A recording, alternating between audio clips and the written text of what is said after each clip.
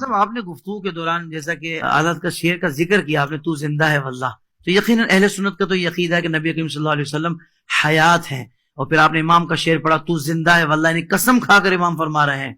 تو حضرت یہ ارشاد فرمایا کہ اگر تو نبی زندہ ہیں اور یقیناً ہیں تو زندہ کو تو کوئی دفن نہیں کرتا۔ لوگ یہ کہتے ہیں کہ بھئی صحابہ نے پھر تدفین کیوں کی نبی کریم صلی اللہ علیہ وسلم کی؟ یہ ایسی ایسی باتیں ان کے ذہنوں میں آ رہی ہوتی ہیں حضرت۔ پہلے تو ان کے آنے پر مجھے حیرت ہو رہی ہے کہ ایسی باتیں ذہنوں میں آ رہی ہیں وہ بھی اپنے نبی کے لیے، اب آ ہی گئی ہے تو میں چاہوں گا کہ جواب بھی دے کر ان کی تسلی کر دیں۔ میں نے ماشاءاللہ اس لیے کہا کہ حافظ طاہر بھی ماشاءاللہ اتنا ذہین و فتین بندہ ہے کہ یہ بال کی کھال اتارتا ہے۔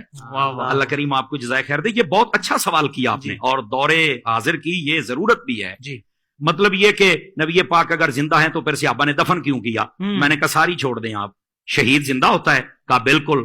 تو میں نے کہا جتنے کائنات میں شہید ہوئے دفن کیا کہ نہیں کیا؟ اس کا جواب دو مجھے، قرآن مجید دو جواب۔ قرآن مجید ہے نا، قرآن سے جواب دے دیا میں نے قرآن سے جواب۔ اب کوئی میدان میں نکل کے بات کریں، خدا کا خوف کرو یار، کیا کر رہے ہو تم لوگ؟ یعنی اتنا بغض کہ نبی پاک کے بارے میں یہ سارے سوالات کیے جا رہے، حالانکہ شہید کا رتبہ کم ہے اور نبی کا زیادہ ہے۔ تو جب کم رتبے والا زندہ ہے تو جس کا سب نبیوں سے بھی زیادہ ہے، پھر وہ کیوں نہیں زندہ ہے؟ سمجھ آ رہی میری بات کی؟ اچھا دوسری بات، میں نے کہا یہ میں تمہارا شوق پورا کر دیتا ہوں کہ تم کہتے ہو کہ زندہ تھے تو پھر دفن کیوں کیا؟ میں نے کہا جو مردہ ہوتا ہے نا اس کو آگ لگائی جاتی، کسی بھول میں نہ رہنا۔ اس بات کو نوٹ کیا جائے، جن کے مر جاتے ہیں وہ آگ لگاتے ہیں اپنے ہاتھوں سے، ہم جو دفن کرتے ہیں نا وہ زندہ سمجھ کے کرتے ہیں۔ کہتے ہیں مولانا وہ کیسے؟ سن لیجئے، اور یار مجھے بتاؤ اگر زندہ نہیں ہے تو قبر میں اٹھ کے سوالوں کے جواب کون دیتا ہے؟ بتاؤ نا مجھے۔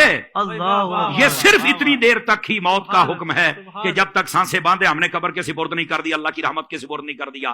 اس نے یہ جہان بدلنا ہے، برزخی دنیا میں جانا ہے، سمجھ آ رہی ہے؟ اور اس کو کہتے ہیں برزخی حیات، یہ بھی میں آسانی کر دوں۔ بہت اچھے، سمجھ آ رہی میری بات کی؟ لیکن یہ کہنا کہ زندہ کو دفن کو نہیں کرتا، یہ تمہیں کس نے کہا ہے؟ میں ایک یہ جو دیہاتی لوگ ہمیں سن رہے ہوتے ہیں تو میں ان کی ایک مثال دے دیتا ہوں، شاید کسی کے کونے کھانچے میں بیٹھ جائے۔ اور میں نے کہا یار بتاؤ، دیکھیں جب فصلیں ہمارے ہاں کاشت کی جاتی ہیں نا، مثال کے طور پر مکئی، ہم جب اس کو کاشت کرتے ہیں تو جب اس کا بیج نکالتے ہیں نا تو ہم پہلے اس کی چھانٹی کرتے ہیں، جو دانے خراب ہوتے ہیں ان کو سائڈ پہ کر دیتے ہیں، جو صحیح ہوتے ہیں ان کو سائڈ پہ کر دیتے ہیں۔ خراب دانوں کو ہماری بولی میں کہتے ہیں مرے مرے نے، تو کہتے ہیں مریا نو سٹ دے ہو، انہاں نو پورن دا کی فائدہ ہے؟ آ جڑے چنگے نے انہاں نو پورو، کچھ نکلے گا تے صحیح نا۔